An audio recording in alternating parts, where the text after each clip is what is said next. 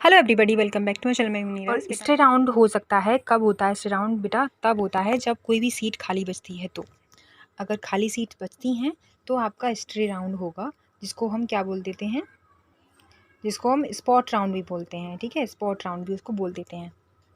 Spot, stop नहीं, इसको हम स्पॉट राउंड भी बोल देते हैं। ठीक है, तो स्टे राउंड कब होता है? जब आपकी सीट वैकेंट बचती हैं। अब सीट वैकेंट कैसे बचती हैं वो भी मैं आपको बता देती हूँ।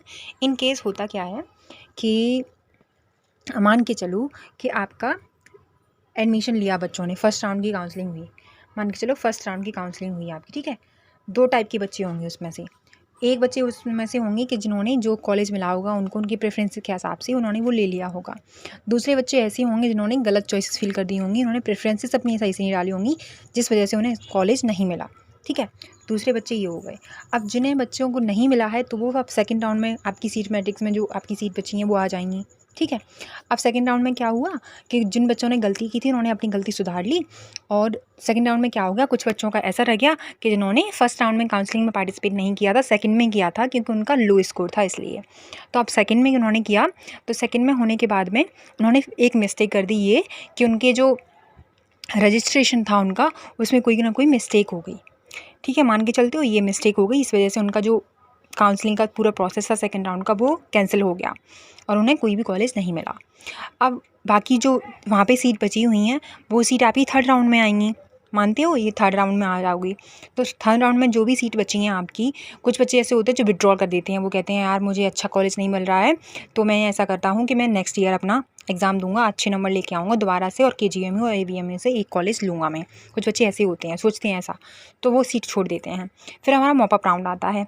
तो मॉपअप राउंड में क्या होता है, मॉपअप राउंड में आपकी जितनी भी सीट्स बची हुई होती हैं, जितनी फिल हो चुकी होती हैं वो अलग होती हैं, और जितनी बची हुई होती हैं उन्हीं सीटों को निकालते हैं, वो सीट मैट्रिक्स निकालते हैं।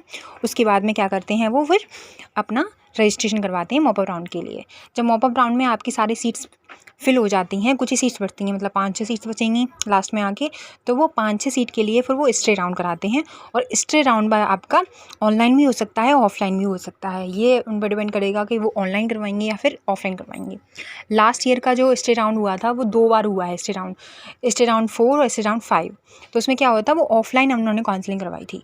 ऑफलाइन काउंसलिंग में क्या होता है, आपको वो एक वहाँ पे विजिटिंग एरिया, एक वेन्यू रखेंगे, वो वहीं पे आपको जाना है और अपना जो भी डॉक्यूमेंट वो बताएंगे, वो डॉक्यूमेंट सारे आपको साथ में लेके जाने हैं, और ऑफलाइन काउंसलिंग आपकी करानी है। उसमें जितने भी बच्चे पार्टिसिपेट करते हैं, जिनके मार्क्स अच्छे हैं, जैसे उन्होंने किसी भी राउंड में पार्टिसिपेट नहीं किया या फिर बहुत ही लो मार्क्स हैं या फिर कोई कॉलेज नहीं मिला उनको, तो वो पार्टिसिपेट करते हैं और उन्हें कॉलेज मिल जाता है। ठीक है, ये आपका स्टे राउंड होता है। तो स्टे राउंड हो सकता है कब होगा, जब आपकी सीट्स बचती हैं। और लास्ट ईयर तो सीट्स काफ़ी बची थी, जिनके अच्छे मार्क्स थे उनमें भी उन्होंने सीट नहीं दी, गवर्नमेंट सीट नहीं दी, तो इसलिए सीट्स बची थी बहुत सारी, तो इसलिए उन्होंने स्टे राउंड करवाया। तो होप सो कि आपका स्टे राउंड हो।